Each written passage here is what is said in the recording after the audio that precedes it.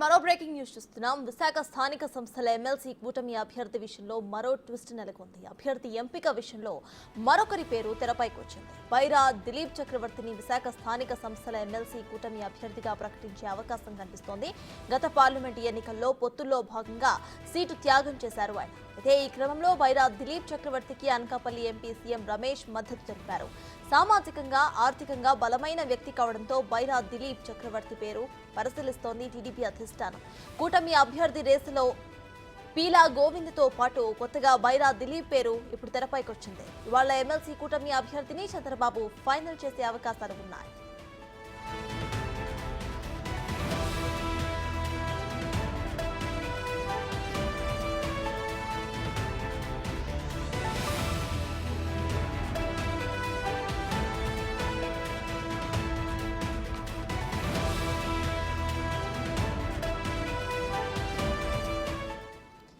కూటమి ఎమ్మెల్సీ అభ్యర్థికి సంబంధించిన అప్డేట్స్ ను మా ప్రతినిధి రాజు అందిస్తారు. రాజు, చెప్పండి, ప్రెసెంట్ అక్కడ రెండు పేర్లు తెరపైకి వచ్చినట్టు తెలుస్తోంది. బైరా దిలీప్ పేరు, ఇక పీలా గోవింద పేరు. ప్రెసెంట్ అక్కడ అప్డేట్స్ ఏంటి?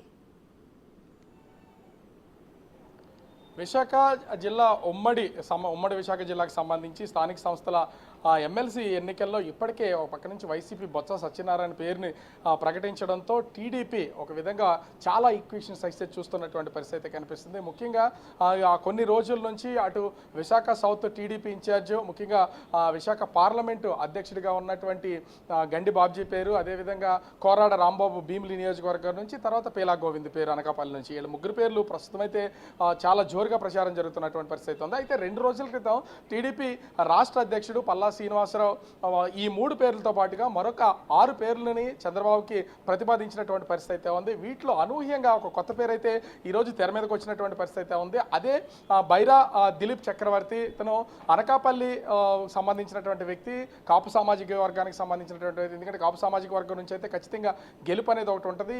ఈ ముఖ్యంగా ఉత్తరాంధ్రలో తూర్పు కాపు కమ్యూనిటీలు ఎక్కువగా ప్రభావితం చేసే అవకాశం ఉందనేది టీడీపీ అంచనా వేస్తున్నటువంటిది. దీనిలో భాగంగానే ముఖ్యంగా చూస్తే పార్లమెంటు ఎన్నికలకు సంబంధించి బైరా దిలీప్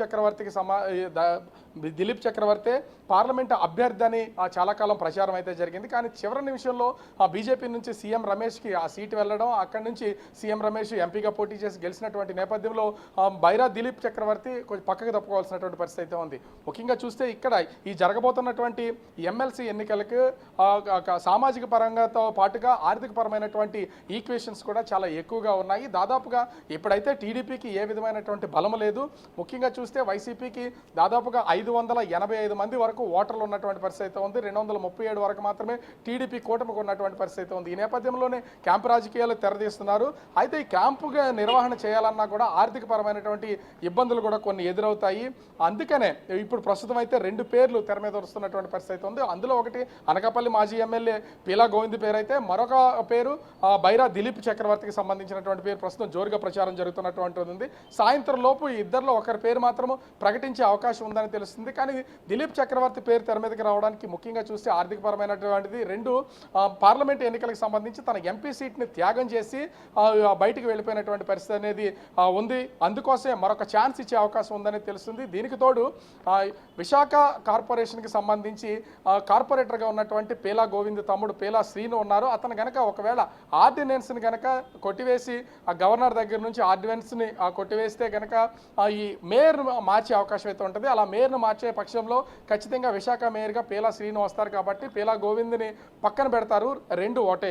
కీలకమైనటువంటి విశాఖ కార్పొరేషన్ మేయర్ పదవిని పీలా కుటుంబానికి, అదేవిధంగా ఎమ్మెల్సీ పీలా కుటుంబానికి ఇచ్చే అవకాశం లేదు. కాబట్టి ఇప్పుడు కొత్తగా దిలీప్ చక్రవర్తి పేరును అయితే తెర మీదకి తీసుకొచ్చారు. దీని మీద ఈక్వేషన్స్ అనేది కొనసాగుతుంది. ఈ పంచాయతీ ప్రస్తుతం చంద్రబాబు దగ్గర చర్చ నడుస్తున్నటువంటి పరిస్థితి ఉంది. ఖచ్చితంగా ఎంపీ సీట్ని గెలిచే సీట్ని వదులుకున్నాడు.